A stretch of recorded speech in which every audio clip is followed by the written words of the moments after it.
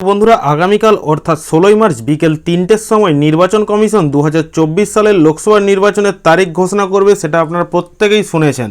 ওই দিন বিকেলে নির্বাচন কমিশন সংবাদ সম্মেলন করবে, যাতে নির্বাচনের সম্পূর্ণ তথ্য জানানো হবে, এমনটাই জানা যাচ্ছে। কি থাকছে আপডেট সম্পূর্ণ জানাবো আজকের ভিডিওতে। ভিডিওটি সম্পূর্ণ শেষ পর্যন্ত দেখতে থাকুন। তো বন্ধুরা আগামীকাল ভোট ঘোষণার পাশাপাশি কোন রাজ্যে কত দফায় ভোট হতে পারে এবং পশ্চিমবঙ্গে কত দফায় ভোট হবে তার কিছু আগাম ইঙ্গিত মিলেছে, সেই সমস্ত দেখে নেব আজকের ভিডিওতে। কি থাকছে আপডেট।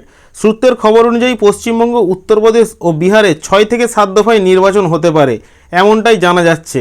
এছাড়া রাজস্থানে 2 থেকে 3 ধাপে, মধ্যপ্রদেশে 3 থেকে 4 ধাপ এবং দিল্লি, পাঞ্জাব ও হরিয়ানায় 1 দফায় নির্বাচন হতে পারে, এমনটাই ইঙ্গিত মিলছে। এছাড়াও অসম ও মণিপুর ও উত্তর পূর্বের রাজ্যগুলিতে 1 দফায় নির্বাচন হতে পারে, অর্থাৎ একদিনেই নির্বাচন সম্পন্ন হবে। একই সঙ্গে যেসব রাজ্যে গরম বেশি সেই সব রাজ্যে আগে নির্বাচন করতে পারে কমিশন, এবং যেসব রাজ্যে তাপমাত্রা বেশি বাড়বে সেখানে আগে নির্বাচন হতে পারে, এমনটাও জানা যাচ্ছে।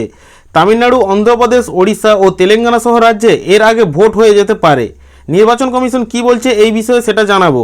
নির্বাচন কমিশন সোশ্যাল মিডিয়া প্ল্যাটফর্ম এক্সে একটি পোস্ট করে বলেছেন যে কিছু রাজ্যে লোকসভা নির্বাচন এবং বিধানসভা নির্বাচনের তফসিল ঘোষণা করতে শনিবার বিকেল 3টায় একটি সংবাদ সম্মেলন অনুষ্ঠিত হবে।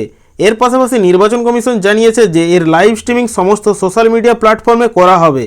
এর আগে শুক্রবার 15 মার্চ প্রায় 45 মিনিট বৈঠকে নির্বাচনের প্রস্তুতি পর্যালোচনা করে নির্বাচন কমিশন। আজ নবনিযুক্ত নির্বাচন কমিশনার জ্ঞানেশ কুমার এবং সুখবীর সিং সান্ধু নির্বাচন কমিশনের সদর দপ্তরে এই সমস্ত তথ্য জানিয়েছেন। এর পাশাপাশি বর্তমান লোকসভার মেয়াদ কবে শেষ হচ্ছে সেই বিষয়েও তারা তথ্য দিয়েছেন। বলেছেন বর্তমান লোকসভার মেয়াদ 16 জুন 2024 শেষ হবে। এর আগে নতুন লোকসভা গঠন করতে হবে, যার জন্য নির্বাচন কমিশন 2024 সালের লোকসভা নির্বাচনের তারিখ শনিবার অর্থাৎ 16 মার্চ ঘোষণা করবে।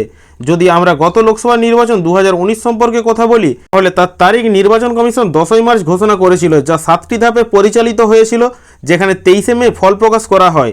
এবার আসন্ন 2024 সালের লোকসভা নির্বাচনে সেরকমটাই কিছুটা হতে পারে, এমনটাই ইঙ্গিত পাওয়া যাচ্ছে নির্বাচন কমিশন সূত্রে। তো বন্ধুরা এই ছিল আজকের ভিডিওতে লোকসভা নির্বাচনের দিনক্ষণ সম্পর্কিত আপডেট।